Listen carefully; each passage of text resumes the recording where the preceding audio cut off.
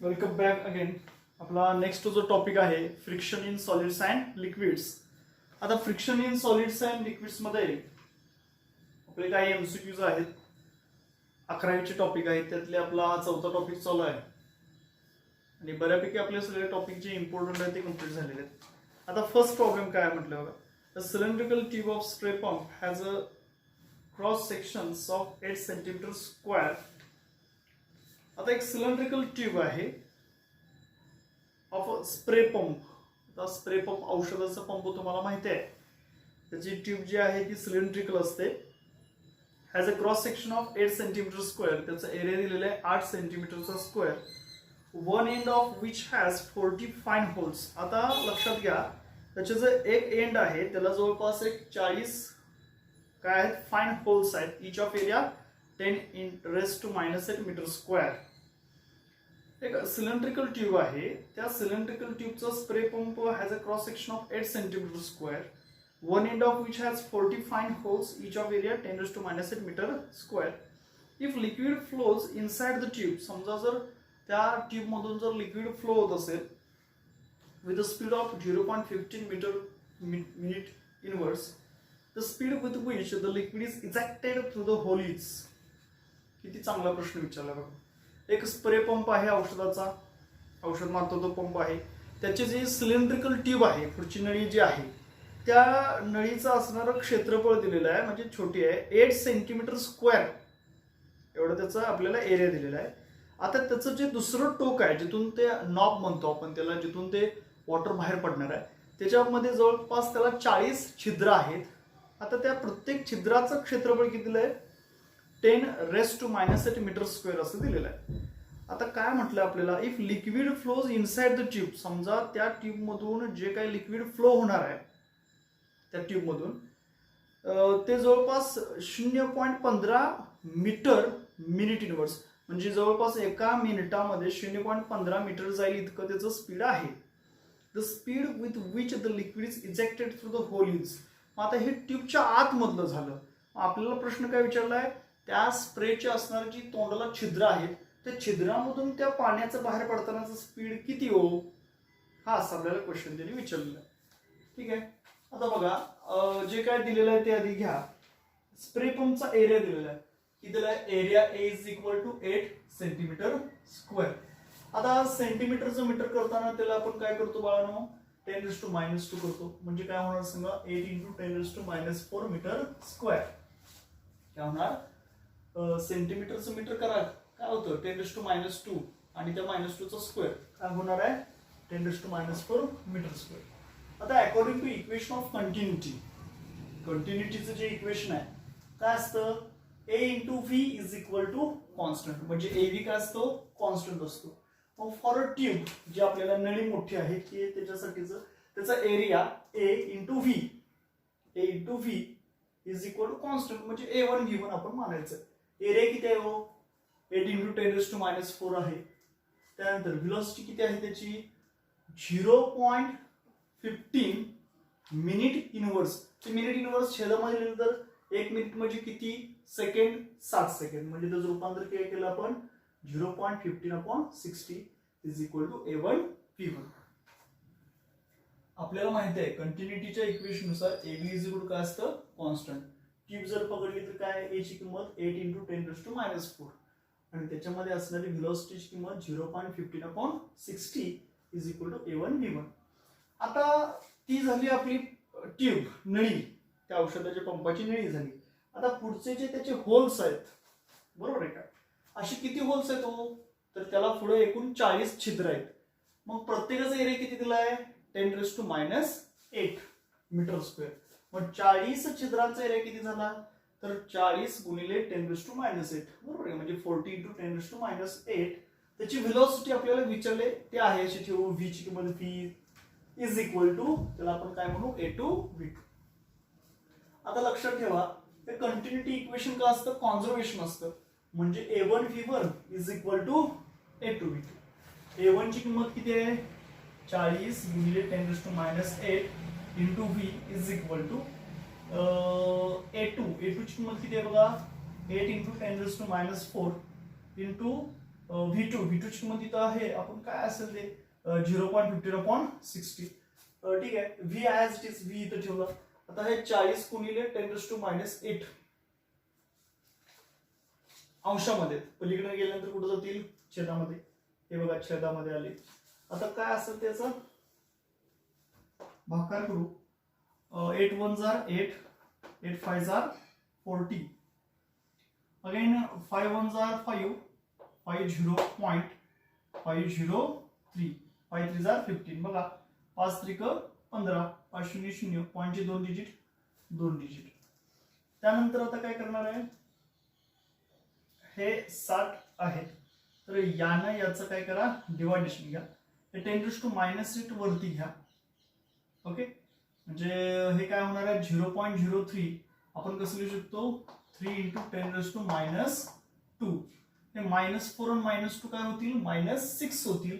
आणि हा -8 वरती गेला तर काय होईल बाळांनो, -6 + 8 + 2, म्हणजे 10⁻² राहील. मग 3 काय होणार आहे 60, आणि त्याचं डिवायडेशन घ्या. आपल्याला आन्सर किती भेटतं, 5 मीटर/सेकंड.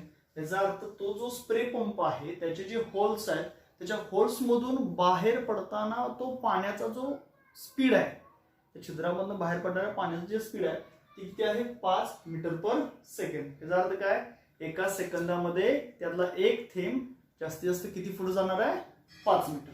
ओके, हे आपलं काय विचारलेल्या प्रश्नाचं उत्तर आहे. त्यानंतर सेकंड क्वेश्चन काय म्हटले बघा, a cylinder of mass m and density rho hanging from a string is lowered into a vessel of cross sectional area A containing a liquid of density sigma. आता ती लेस आहे दॅन कोणापेक्षा, डेन्सिटी रो पेक्षा. until it is fully immersed, the increasing pressure at the bottom of the vessel is. तर काय बघा, एक cylinder आहे. आता समजा असं एखादं सिलेंडर असेल किंवा एखादी फुकणी म्हणतो आपण, सिलेंड्रिकल शेप, वृत्तिकाची ती. आता अशा सिलेंडरचं आपल्याला मास दिले बाळांनो, किती दिलंय, स्मॉल m दिले. त्याची डेन्सिटी दिली, किती दिली डेन्सिटी, रो इतकी दिली. आणि काय केलं बघा, हँगिंग फ्रॉम अ स्ट्रिंग, एका स्ट्रिंगच्या साहाय्याने ते आपण लोंबकळत ठेवलं. आणि नुसतं तसंच ठेवलं नाही तर लोवर्ड, ते कशामध्ये ठेवलं, परत एका व्हेसलमध्ये ठेवलं, की ज्या व्हेसलचा असणारा एरिया ए इतका आहे. बरं, त्या व्हेसलमध्ये आणखी काय म्हटलेलं आहे, containing a liquid of density. त्याच्यामध्ये लिक्विड आहे ज्याची डेन्सिटी आहे सिग्मा, आणि ती सिग्मा मूळच्या डेन्सिटीपेक्षा कशी आहे, कमी आहे, म्हणजे त्या असणाऱ्या सिलेंडरची.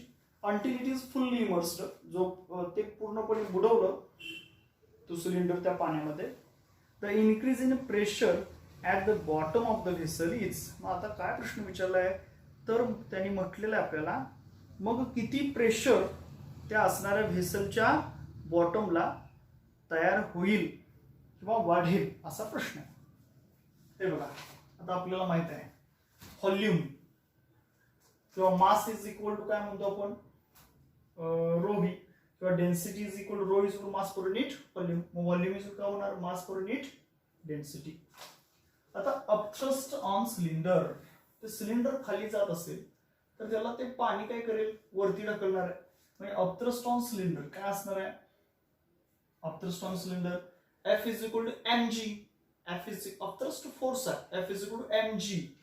त्यातला g आहे असाच. m म्हणजे काय, तर m इथं लिहिलंय बघा आपण, त्याची असणारी व्हॅल्यू लिहिलेली आहे. ती कशी लिहिली, तर बघा, मास इज इक्वल टू काय फॉर्म्युला होणार, m is equal to rho V. m is equal to का, रोच्या ऐवजी तर आता डेन्सिटी काय आहे, सिग्मा आहे.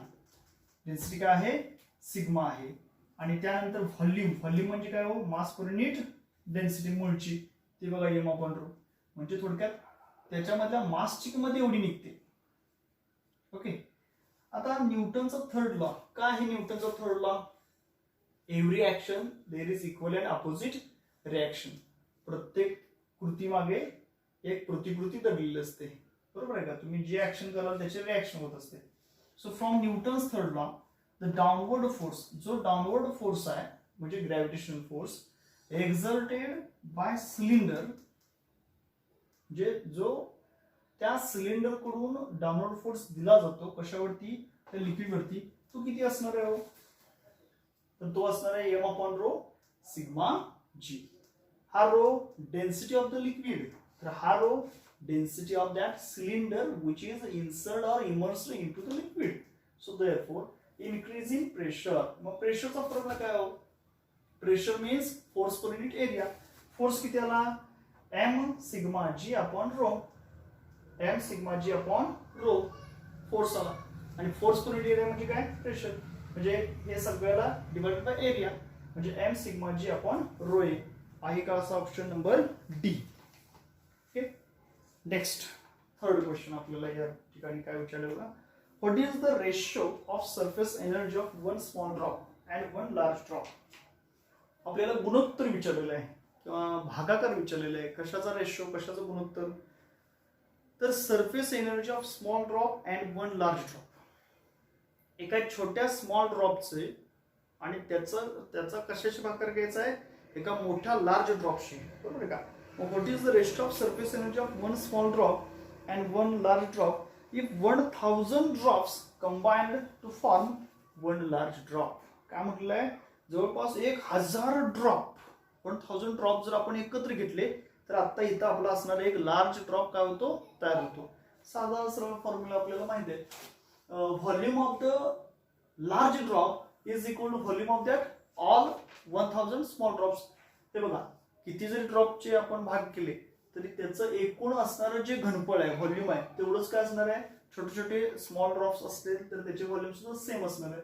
सो देयरफॉर 4/3 पाय क्यूब. स्पिअरचं व्हॉल्यूम काय ड्रॉपचं?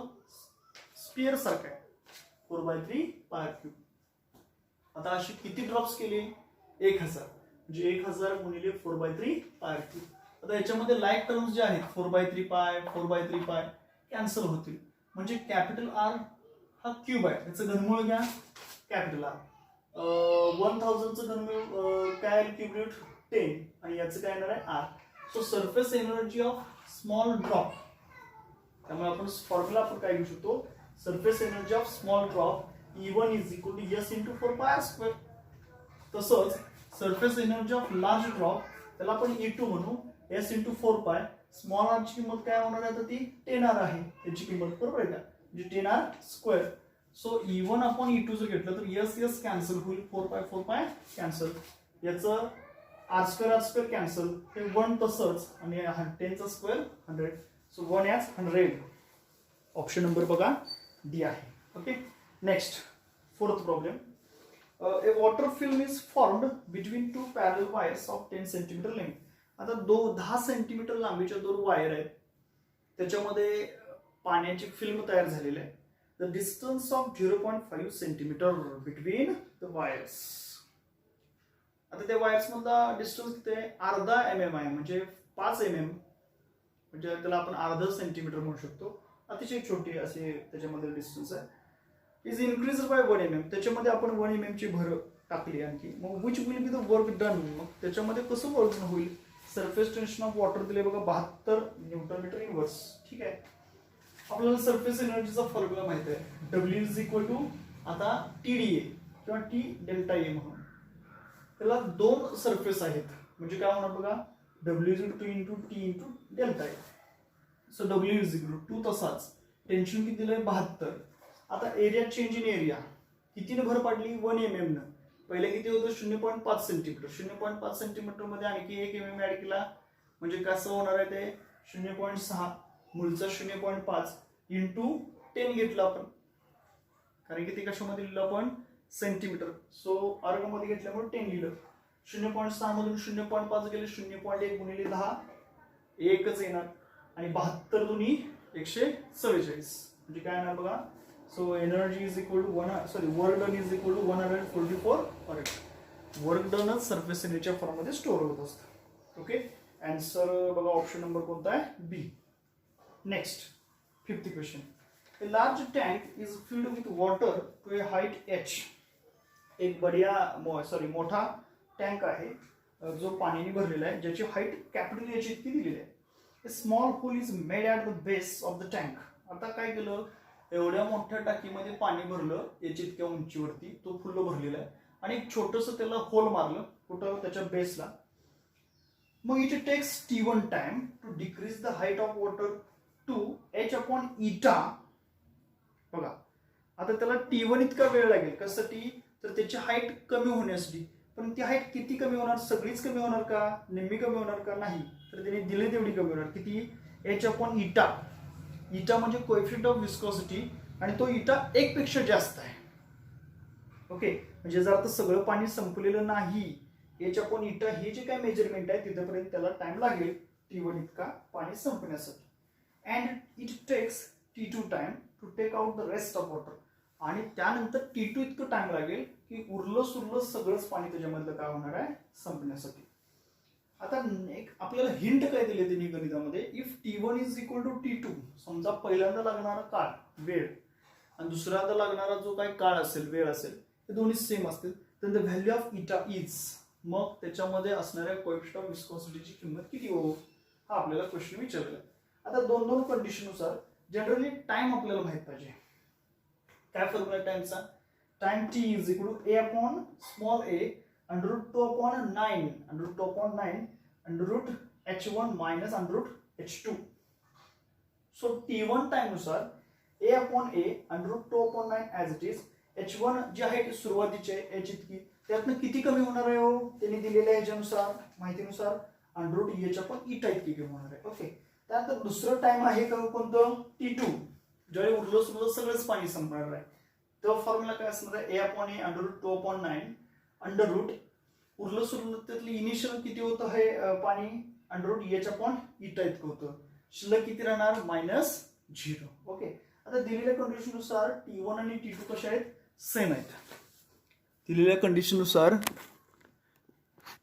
ओके, हे बघा T is equal to A/a √2/9 √h1 minus √h2 हा आपला फॉर्म्युला आहे कंटिन्युटीचा. ओके, आता हे बघा बाळांनो, T1 ची value A/a √2/9, initial height h इतकी आहे, मायनस फायनल हाईट, त्यातलं किती पाणी कमी झालं, किती हाईटवरती आलं शेवटी, √h/η, म्हणजे ते मीडियम असेल किंवा पूर्ण तळाला असेल, काही असेल, पण पाणी संपलेलं नाही. ओके, त्यामुळे √h/η ही त्याची हाईट आहे. त्यानंतर T2, हे T2 किती आलं, कॅपिटल A/a √2/9. आता इनिशियल हाईट किती झाली, √h/η, आणि सगळंच पाणी संपणार म्हणजे किती होणार सांगा, 0. ओके, सो देअरफॉर दिलेल्या त्यांनी कंडिशननुसार त्याच्यामध्ये काय असणार आहे, अकॉर्डिंग टू प्रॉब्लेम सांगा, T1 आणि T2 कसं असणार आहे, सेम असणार आहे. So therefore according to problem T1 आणि T1 is equal to T2. मग T1 इज इक्वल टू जर T2 असेल तर काय लिहू शकतो आपण बघा, T1 ची मधली आता लाईक टर्म्स कॅन्सल होणार, A/a √2/9 कॅन्सल होणार.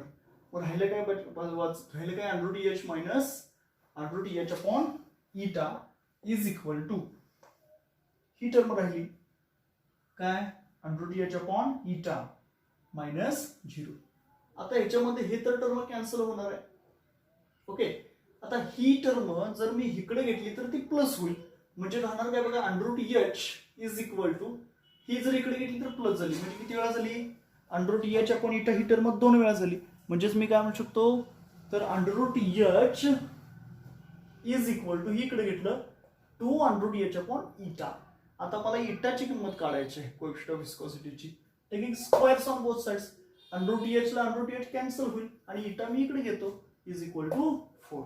Okay, so option number C. याचा अर्थ कोएफिशियंट ऑफ विस्कोसिटी त्याची किती असणार आहे, 4 इतकी असणार आहे. ओके, नेक्स्ट आता 6व्या नंबरचा प्रॉब्लेम आपल्याला काय म्हटलं बघा, 6 नंबरचा प्रॉब्लेम काय म्हटलेला आहे, अकॉर्डिंग टू स्टील बॉल म्हणजे छोटेसे स्टीलचे बॉल असतात, छोटा एकदम, आपल्या आयरा गट्टी म्हणतो आपण तसा. तर steel ball is dropped in oil. समजा एखादा स्टील बॉल आहे आणि तो आपण कुठे टाकला, एखाद्या ऑइलमध्ये टाकला, तेलामध्ये. देन द बॉल अटेन्स, मग तो बॉल काय अटेन करेल, ऑप्शन नंबर ए आहे constant velocity after some time, option B आहे the ball stops, option C आहे the speed of the ball will keep on increasing, आणि ऑप्शन डी आहे none of the above. आता हे बघा, आपण स्टोक्स लॉ आपल्याला माहिती आहे. ओके, काय आहे बघा, according to Stokes law, when a spherical body falls through a viscous fluid, बघा स्टोकच्या लॉनुसार ज्यावेळेस एखादी स्पेरिकल बॉडी काय होते, फॉल होते, पडते कशामध्ये, एखाद्या विस्कस फ्लुइड मध्ये, मग it experiences A viscous force, तेव्हा ती बॉडी कोणत्या फोर्सला अनुभवते, तर विस्कस फोर्सला अनुभवते. मग काय म्हटलंय, the magnitude of viscous force increases. बघा the magnitude of viscous force increases with the increases in velocity of the body. त्या असणारे जे काही विस्कस फोर्स आहे, त्या विस्कस फोर्सची किंमत वाढत जाते. The magnitude of viscous force increases कधी with increases in velocity. Velocity वाढली की त्याची असणारे जे काही मॅग्निट्यूड आहे किंमत वाढत जाणार आहे. So falling under the action of its weight. हे कशामुळे होणार, त्याचं वेट फॉलो होत असतं त्या स्टील बॉडीचं, कुठं वायूमध्ये.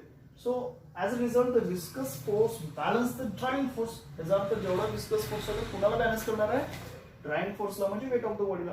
And body starts moving with constant velocity. आणि ती बॉडी कॉन्स्टंट व्हेलॉसिटीनेच काय होत राहणार आहे, आतमध्ये मूव्ह होत राहणार आहे. So it is known as terminal velocity. त्यालाच आपण म्हणतो टर्मिनल व्हेलॉसिटी. हे बघा ऑप्शन नंबर ए आहे काय, the ball attains constant velocity. Okay next, आता 7वा क्वेश्चन आपल्या इथं संपलेला आहे. 7वा क्वेश्चन आपण बघू. Bernoulli's theorem is a consequences of the law of conservation of. आता बर्नौलीज थेरम मध्ये एनर्जी आहे, कायनेटिक एनर्जी आहे, पोटेन्शियल एनर्जी आहे, हे सगळ्या एनर्जीचं कॉन्झर्वेशनच आहे. मग Bernoulli's theorem is a consequence of the law of conservation of energy. Okay option number C. ठीक आहे. तर ह्याच्या नंतरचे जे काही प्रॉब्लेम्स वगैरे आहेत ते कॉलेजकडून शीट घ्या आणि ते सगळं कम्प्लीट करा. ओके धन्यवाद. काय डाऊट्स असतील तर विचारा.